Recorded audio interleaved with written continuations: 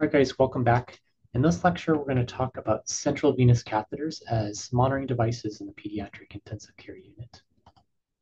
So this is a cartoon of a central venous catheter being placed in the right internal jugular vein. Now, certainly, there are other popular sites where we place central venous catheters, such as the subclavian veins or the femoral veins. But this one has some unique properties and is a very common one that we see in the pediatric intensive care unit.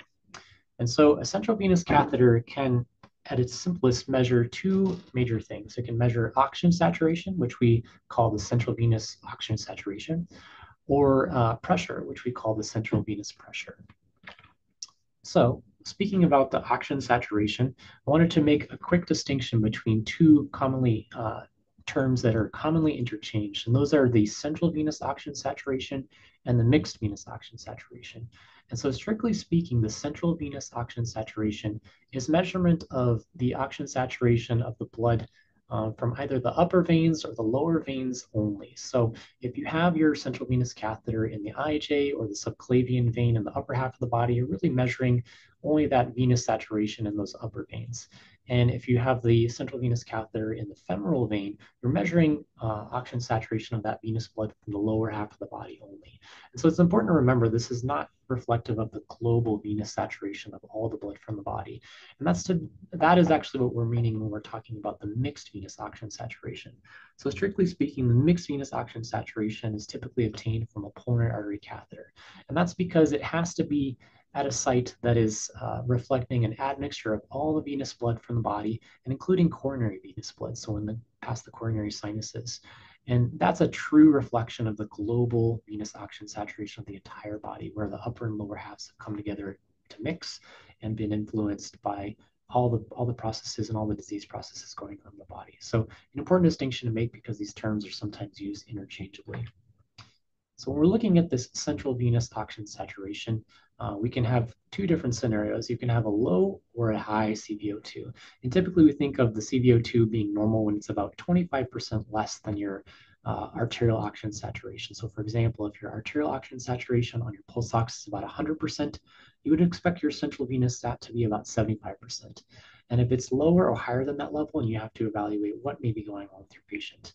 So if you're looking at a low central venous oxygen saturation, that can be because of possibly two things or in combination happening together. It can be because you have increased extraction of oxygen, and extraction here is known as V dot, or it can be because of decreased delivery of oxygen to the body. And so scenarios where you have increased extraction of oxygen from the body can be because of pain or agitation. The patient is shivering or developing hyperthermia or a fever.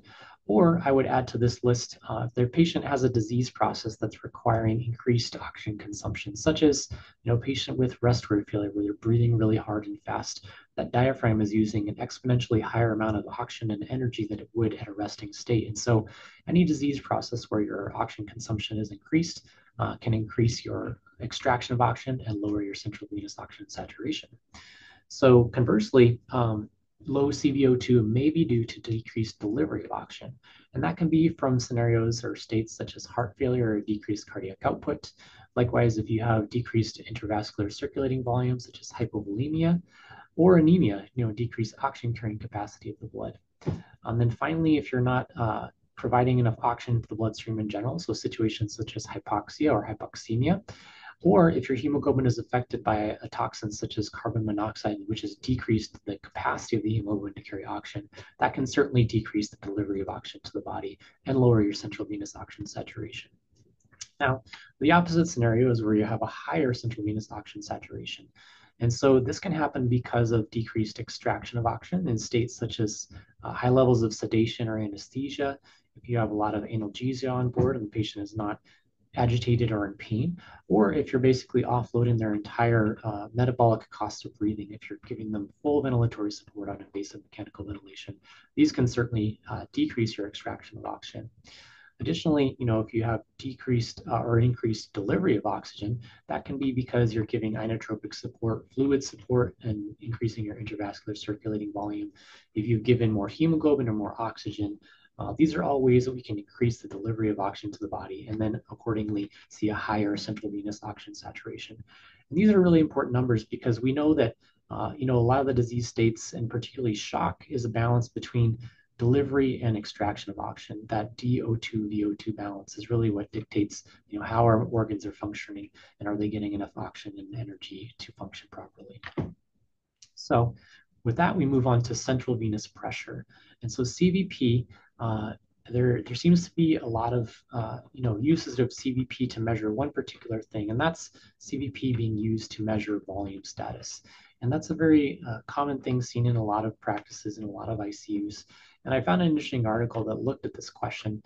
Does central venous pressure predict fluid responsiveness? And they did a systemic review of the literature and looked at 24 different studies of adult patients. And they basically tried to see if there was a correlation between low CVP and fluid responsiveness. And that's because some people do, use CVP to guide fluid resuscitation. And they had an interesting finding, and that was that CVP predicted fluid responsiveness only about 50% of the time. And that's basically a coin flip. So, if you see a patient with a low CVP, you have a 50-50 shot to determine whether or not they're actually intravascularly dry or need volume. And so why is there such a variable response to fluid? And that's because of, I think, a couple major reasons. The first one is that pressure does not necessarily equal volume. So the pressure reflected on your CVP waveform does not necessarily equal the volume in your venous system. And we'll talk about why that is. And then additionally, even if it did, there are many pressures that influence the central venous pressure. It's not just the pressure in the vein, and we'll talk a little bit about that in detail. So first of all, as I said, pressure is just a surrogate for volume, and that's because it's really missing a key variable. So if you remember your basic physiology, you'll remember that pressure equals volume divided by compliance. And so what that means is that your pressure will change in a different fashion depending on what the compliance of your heart is when you're filling it with blood. And so we look at these two curves on this graph here. You can see that on the x-axis you have volume, and you're essentially filling let's say in this example, a right heart with volume. And you can see in the gray curve where you have, a nice shallow slope when you're filling it with higher and higher volume, you see that the pressure goes up, but at a rather gentle rate. And that's to be contrasted with the other scenario. We have a heart with abnormal diastolic compliance, or not quite as stretchy, not able to fill quite as easily. And you can see that for the same amount of intravascular volume that you're filling that heart with, the pressure goes up much more. And that's because of this variable known as compliance. So if your heart is not stretchy, is not able to fill and accommodate more blood, and that happens in certain disease states, certainly in the PICU and definitely in the cardiac ICU, we see that all the time. And so that can have a drastic influence on your central venous pressure. But assume you do have stable cardiac compliance. Again, I said that the CVP is not necessarily reflective of the pressure of the entire venous system. And that's because it can be confounded by certain disease processes. And notable among those are cardiac tamponade, where you have extra pressure pressing on the heart from the outside and certainly influencing the venous pressures, causing extrinsic compression upon those veins and the cardiac chambers. You can also have situations where you have increased right ventricular or right heart afterload. And those are notably things like pulmonary embolism, where you have a blood clot as afterload to the right heart, or pulmonary hypertension, where you have increased pulmonary vascular resistance beyond the right heart. And then finally, variations in intrathoracic pressure, certainly during the normal respiratory cycle, but this is exaggerated in certain types of respiratory disease. And that change in intrathoracic pressure, because of the concept of cardiopulmonary interactions, has a lot of effect on your central venous pressure. So here's a nice cartoon that shows that. You see a right atrial pressure at the right side of this cartoon showing an RA pressure of 5. But that RA pressure of 5 would not necessarily be reflected in a CVP of 5 if you have variations in your PEEP.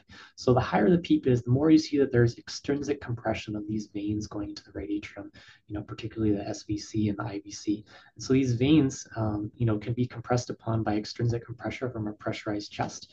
And that can happen in a lot of disease states that we see commonly in the pediatric ICU, such as asthma or any obstructive airways disease. So that right there is a good example of why your intrathoracic pressure has a significant impact upon your CVP. And this is just a summary of what we've been talking about. The pressures in the chest, whether they be intracardiac, pericardial, or lung pressures, can have a significant beat-to-beat influence on the cardiac filling and cardiac ejection. Here's just examples again of those disease processes of intracardiac, pericardial, and pulmonary diseases. So next thing I wanted to talk about is how CVP is not really a static number, and it is a dynamic waveform, and that gives us a lot of good information about our cardiac activity. So it's not just this one number that we're seeing. So here's a nice cartoon which shows the anatomy of the normal CVP waveform. And essentially, this is kind of a window into your right atrial pressure. And so we'll go through the anatomy and look at these different waveforms, and we'll probably skip the descents for the purposes of clarity and brevity in this lecture. So there's three kind of waveforms that we have named in the CVP. And the first is called the A wave, second is the C wave, and the third is the V wave. And the A wave is that first part of the CVP waveform in the highest amplitude, which demonstrates atrial contraction. So when that right atrium is contracting, you start to see that pressure back up into the CVP.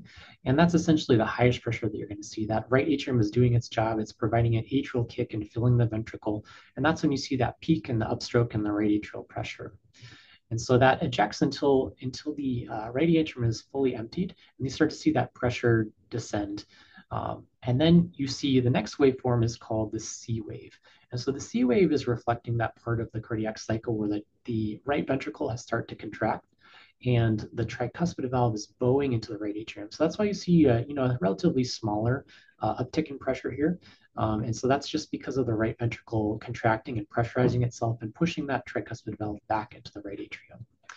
And then next we see the V waveform. So the V waveform is essentially the last part of that cardiac cycle where the right atrium has been going through a period of diastole and it's filling itself up and its pressure is going up accordingly. So that last little upstroke, the third one in this CVP waveform, is basically from back pressure from blood filling the right atrium. And so you can see how this kind of follows the cardiac cycle. As I said, the C waveform is reflective of ventricular depolarization, which nicely follows the QRS complex. And the A waveform is reflective of atrial depolarization, which nicely follows the P wave. So that checks out. These are nice reflective of our cardiac cycle, both electrographically and in CVP waveform. So with that information, now knowing what we know about the anatomy of the CVP waveform, I wanted to give a case and something that we see sometimes in the pediatric ICU, particularly in the cardiac ICU. And so we see here you have these nicely labeled electrographic waveforms of basically a P and a QRS. However, you have some additional Ps here. So without giving too much away, you see essentially a scenario where you have more than a 1-to-1 ratio of P to QRS waveforms. And then additionally, you have your normal A and C waves. However, you have this really high amplitude kind of wave jumping the line and kind of following these aberrant P waves, if you can see this correlation up here. So I'll give you a minute to look at that and think on that and chew on that. But if anybody has not seen this before, I think the key is just to kind of look at the correlation between the electrographic activity and the pressure activity. And so now knowing what we know about the CVP waveform and how that A wave basically is reflective of atrial activity, I can tell you that this is a phenomenon known as Canon A waves. So Canon A waves is just most generally a reflection of atrial and ventricular asynchrony. And so when I say that, what I mean is that when you have an A atrium that's trying to contract, usually it's pressurized during its contraction and empties into the right ventricle. However, if you have a situation where the atrium is trying to contract against a pressurized tricuspid valve, it's not able to eject blood into the ventricle, then you see a super pressurized atrium in that moment. And so you're seeing right here, you're following your P wave, you're seeing a highly pressurized atrial waveform. And that's because your atrium is trying to contract into a ventricle that's already ejecting itself and has slammed shut the tricuspid valve. And so this is reflecting a scenario where you don't have atrial and ventricular synchrony. And so one of the common situations where we see atrial and ventricular dyssynchrony is in a rhythm known as junctional ectopic tachycardia. And really this can happen in any kind of AV dyssynchrony where you have perhaps third-degree heart block, but certainly in our jet patients where they have dyssynchrony between their atrial and the ventricular depolarization, you will essentially see these aberrant A waves, which are called Canon A waves, just because of their large amplitude. And so this is just kind of a testament to how important it is to understand and recognize what a normal CVP waveform is, so that you can recognize when it's abnormal. Because if you see these irregular Canon A waves reflective of dysynchrony between your atrial and ventricular contraction, then you know there's some sort of rhythm abnormality, and even before you can catch it on the electrographic activity, because jet, for example, is very subtle at times. You can maybe see this reflected on your CVP and kind of intervene to help your patient. So in summary, central venous catheters, because of the pressure and oxygen saturation they give us, and also because of that dynamic waveform that we can evaluate, give us a lot of good information on, the well-being of our patient and help us intervene upon specific disease processes. So thanks for listening in, and we'll see you for our other monitoring lectures soon.